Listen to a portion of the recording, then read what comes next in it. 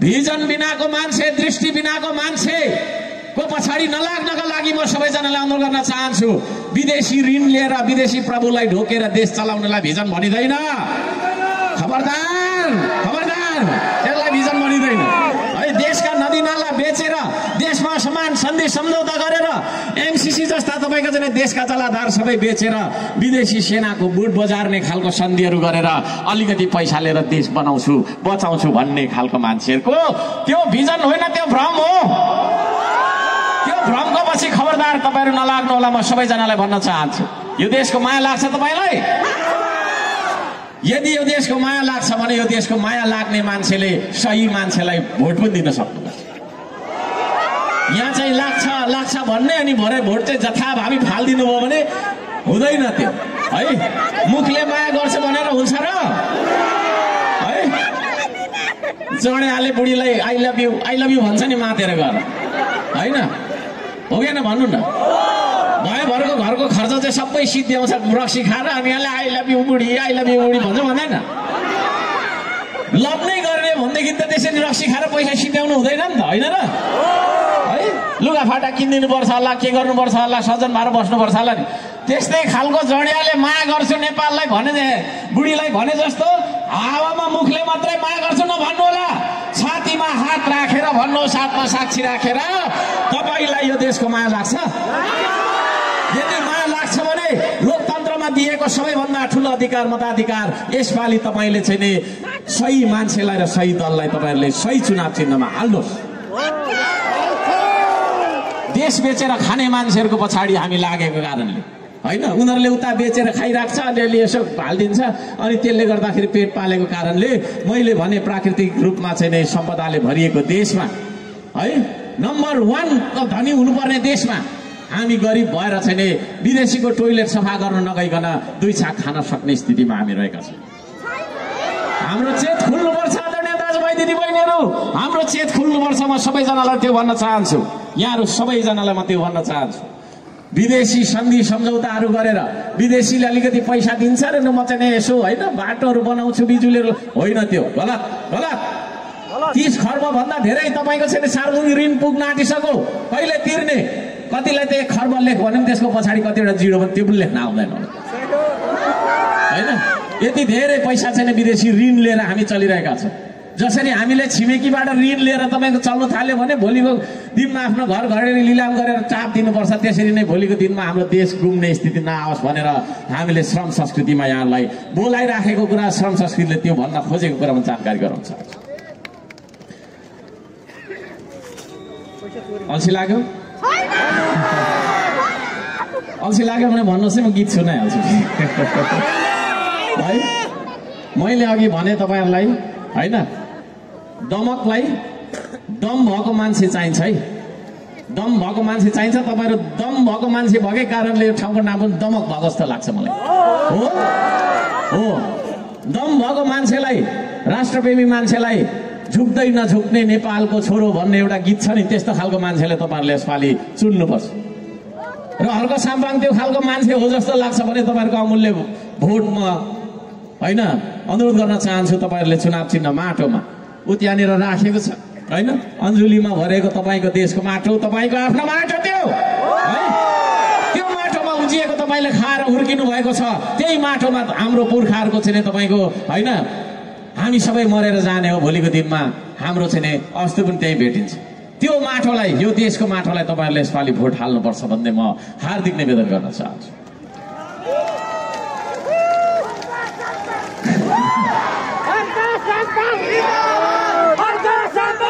हुन्छ, धन्यवाद। म केही कुरा भन्छु भरे। हर्क साम्पाङ जिन्दाबाद होइन, यो देश जिन्दाबाद, तपाईँ जिन्दाबाद, श्रमदाता जिन्दाबाद, श्रमदाता जिन्दाबाद, श्रम संस्कृति जिन्दाबाद। धन्यवाद। अब म केही कुराहरू अरू कुराहरू सुनाऊ कि भयो? थुप्रै कुराहरू छन्। सबैको कारणले गर्दाखेरि म सबैजनालाई भन्न चाहन्छु, देशलाई माया गरौँ, देशलाई माया गरौँ, देशलाई माया गरौँ है, देशलाई माया गरौँ। पसिना होइन, पसिनाले यो देश भिजाउनुपर्छ रगत होइन पसिनाले भिजाऊ यो देश। अघि भर्खरको हाम्रो सिरगीतले त्यो भन्दै थियो, रगत कति बगाउने, 17,000 के जतिमा मर्यो होइन। उता छैन जनआन्दोलनमा, जनयुद्धमा 17,000, फेरि अस्ति 75 जना फेरि अर्को आन्दोलन गर्ने भन्छ। कति मरिराख्नु हो?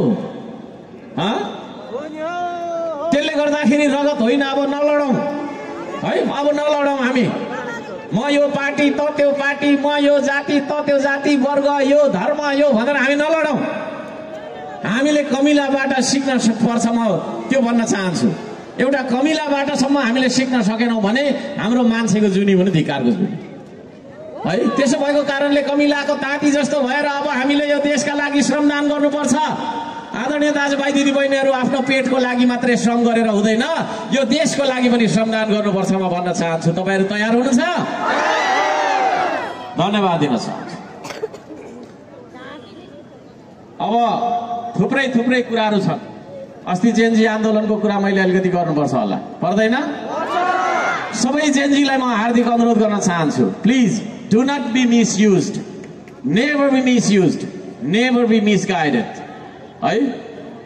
तपाईहरूलाई परिचालन कसैले गर्न सक्छ, जा भाइ त्यहाँ गएर झगडा गरेर आइज, म तपाईँलाई केही हुनु दिन्न, प्रहरीले पक्रेमा छुनु दिन्न, मेरो पार्टीमाथि गृहमन्त्री छ भन्ने किसिमले कुनै किसिमको चाहिँ प्रलोभन र दुरुत्साहनमा पारेर जेनजीलाई अथवा चाहिँ युवा पुस्तालाई कसैले पनि दुरुपयोग नगरोस्।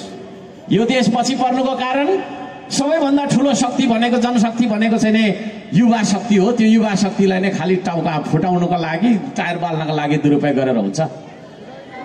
म सम्पूर्ण तपाईँको चाहिँ जेनजीलाई भन्न चाहन्छु, डङ बाँझोबारी खन्नुहोस्।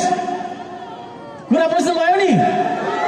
हो, जेनजी यता आउनु रहेछ, डङ बाँझो खेत खन्नुहोस् है, त्यहाँ देखाउनुहोस् तपाईँको छैन तागत।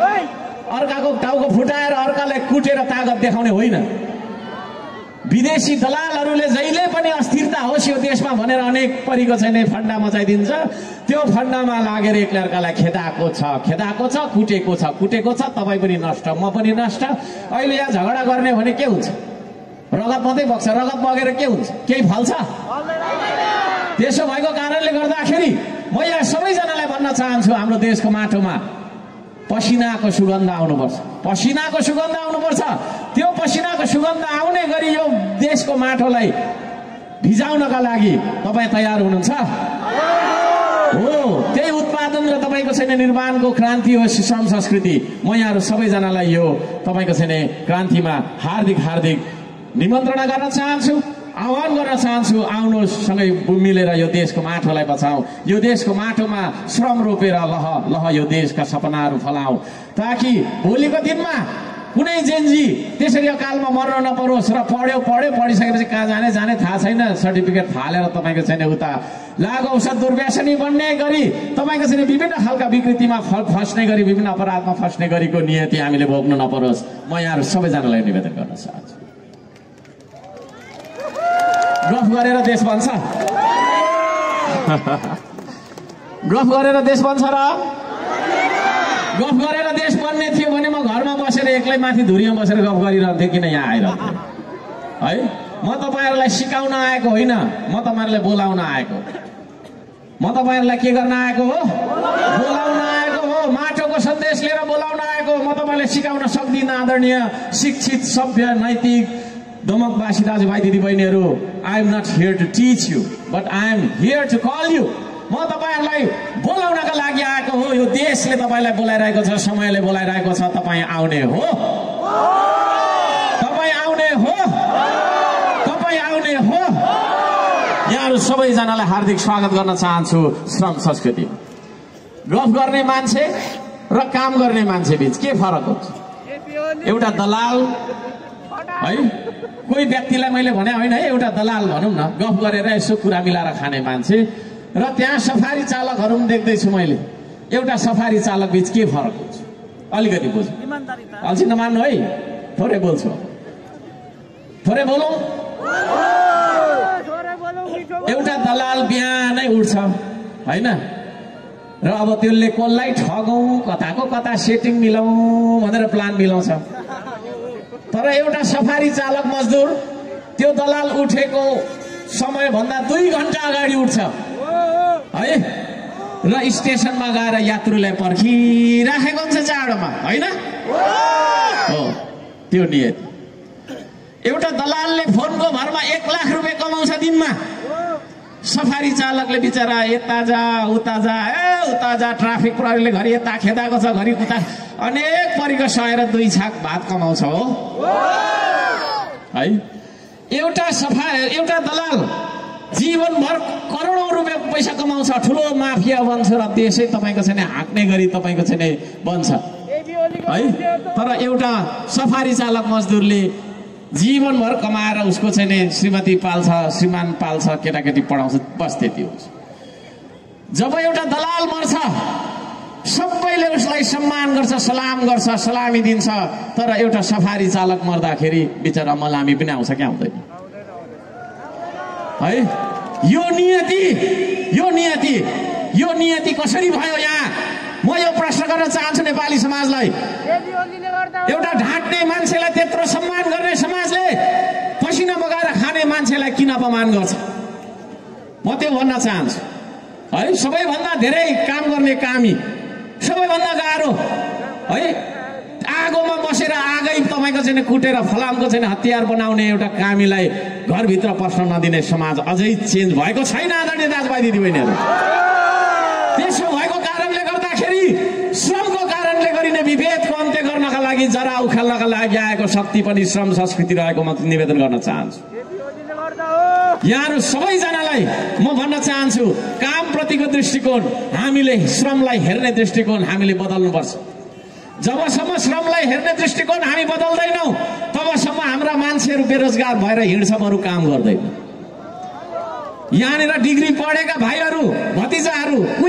कुई भोक लागेर बिहानदेखि खाएको हुँदैन होइन खाइस भात भन्दा म त खाएँ भन्छ भोक्कै हिँडिरहेको ऊ ज्याला मजदुरी गर्न चाहँदैन पसिना बगाउन चाहँदैन उनलाई ठुलै घुम्ने कुर्सीमा सिसाको अफिस चाहियो है अनि तपाईँ पनि घुम्ने कुर्सीमा घुमिरहने म पनि घुम्ने कुर्सीमा भयो भरको पढे लेखेको घुम्ने कुर्सीमा घुम्ने अनि तपाईँ पनि हाकिम म पनि हाकिम होइन सबैजना एकदम ठुल्ठुलो अनि श्रम कसले गर्ने श्रम प्रतिको दृष्टिकोणलाई चेन्ज गर्न चाहन्छ श्रम संस्कृतिले त्यो श्रम संस्कृतिमा तपाईँले मलाई साथ दिने हो काम कुनै पनि सानो हुँदैन यो देश पछि पर्नुको कारण यही हो मूल कारण मैले थाहा पाएको कुरा यही हो हामी काम गर्न लजाउँछौँ त्यसो भएको कारणले गर्दाखेरि आदरणीय दाजुभाइ दिदीबहिनीहरू काम गर्न लाज नमानोस् भनेर धरान उपमहानगर नगरपालिकाको पदीय हिसाबमा सबभन्दा ठुलो मान्छे म है मै हो सबभन्दा तपाईँको चाहिँ अन्तिम सिग्नेचर गर्दा मै हो बजेट बनाउनेदेखि लिएर नीति तथा कार्यक्रम सबै मैले गर्नुपर्ने हुन्छ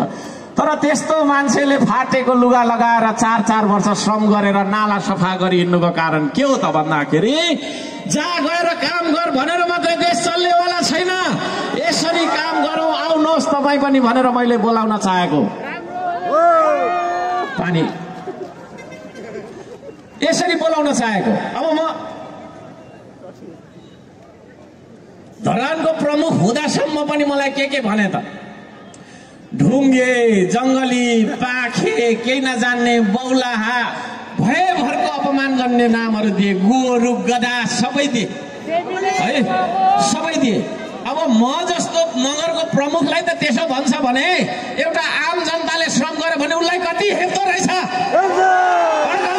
तपाईँले काम गर्ने मान्छेलाई हेप्ने काम गर्ने मान्छेलाई शोषण र तपाईँको दमन गर्ने यो जुन चलनको तपाईँको चाहिँ अन्त्य नगरिकन यो देश बन्नेवाला छैन त्यसले गर्दाखेरि त्यो चलन सामाजिक रूपान्तरणको अभियान हो यो श्रम संस्कृति तपाईँलाई लाग्ला एउटा पार्टी रहेछ भोट माग्न आयो साथीले यसो चाहिँ जित्यो भने जाला जित्यो भने के गर त्यो होइन we want to change the nation from the root है जराबाट यो देशलाई राष्ट्रलाई परिवर्तन गर्नका लागि हामी अभियान चलाइरहेको कुरा म यहाँहरू सबैजनालाई हार्दिक निवेदन गर्न चाहन्छु प्रकृतिको संरक्षण गरौँ संस्कृतिको सम्वर्धन गरौँ प्रविधिको विकास गरौँ यहाँहरू सबैजनालाई म भन्न चाहन्छु एकचोटि म सँगसँगै भन्नु ल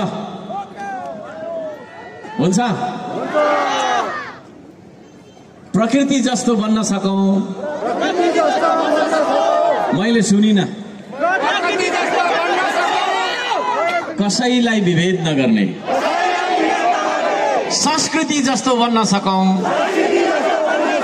सबैलाई आफ्नो ठान्ने प्रविधि जस्तो बन्न सकौं, जीवनलाई सहज बनाउने प्रकृति, संस्कृति र प्रविधिमा आधारित सिद्धान्त बोकेर अगाडि आएको छ श्रम संस्कृति। प्रकृतिको हामीले संरक्षण गर्छौं।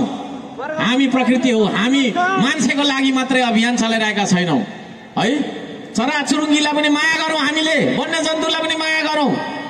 एउटा चरा मासिँदा के हुँदो रहेछ तपाईलाई थाहा छ होला नि। हिजो आज हामी विषादयुक्त तरकारी खान्छौं, किन खान्छौं भन्दा चरा छैन। चरा भए पो चराले त्यो किराहरू खान्थ्यो।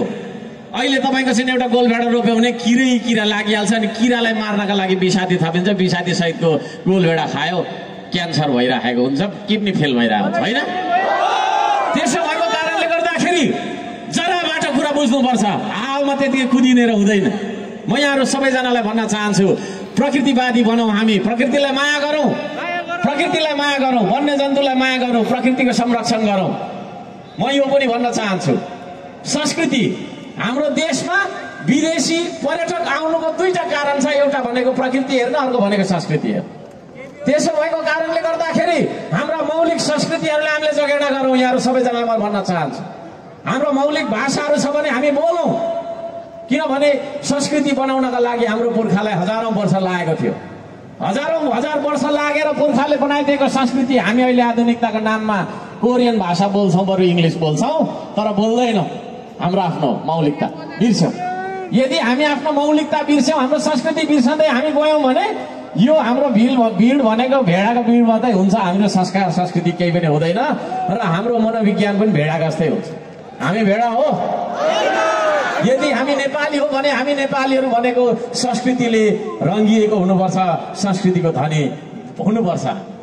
हामी आफ्नो मौलिक प्रविधिलाई पनि हामीले चाहिँ होइन। बोर लाग्यो? सुनिन्छ यता बोलेको पछाडि?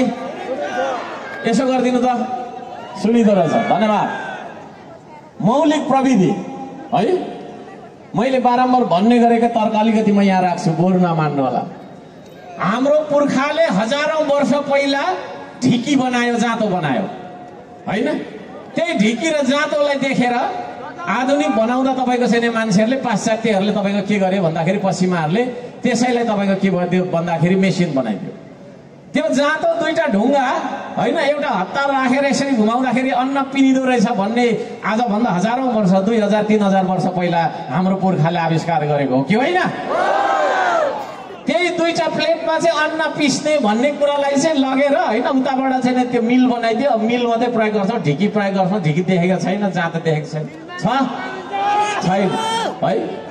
एउटा बाँसलाई काटेर लिस्नो बनाइदियो, यस्तो माथि तल चढ्ने, त्यही लिस्नोलाई देखेर तपाईँको चाहिँ सिँढी बनायो पश्चिमाले। हामीले त्यसलाई चाहिँ फेरि के भन्यो भन्दाखेरि आधुनिकता भन्यो। हाम्रो आफ्नो चाहिँ बिर्स्यो, हाम्रो आफ्नो मौलिक प्रविधिहरू बिर्सेको कारणले गर्दाखेरि मैले अघि तपाईँको चाहिँ सुरुमा तपाईँहरूलाई गाउनु लगाएको गीतमा के थियो भने, यो माटोले हामीलाई बोलाइरहेको छ भन्नुको मतलब हाम्रो मौलिकताले हामीलाई बोलाइरहेको छ है, हाम्रो संस्कृतिले बोलाइरहेको छ। र मैले बारम्बार भन्ने गरेको छु, हामी अघिल्तिरको यात्रामा छैनौँ। जब हामी आफ्नो मौलिकतालाई बिर्सौँ हामी पछि जान्छौँ।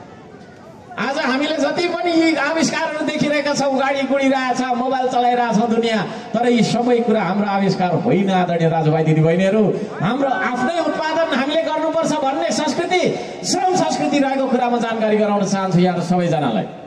सियोसम्म बनाउन नसक्ने तपाईँको नालायक भएर हामी बस्यौँ। यद्यपि हाम्रो पुर्खाले आजभन्दा 3000 वर्ष पहिला ढिकी र जाँतो बनायो। यी कुराहरू तपाईँको छैन, हामीले बिर्सेको कारणले हामी पछि परिरहेको कुरा म यहाँहरू सबैजनालाई जानकारी गराउन चाहन्छु। अब हामी पछि पर्नु हुँदैन। तपाईँहरू सहमत हुनुहुन्छ?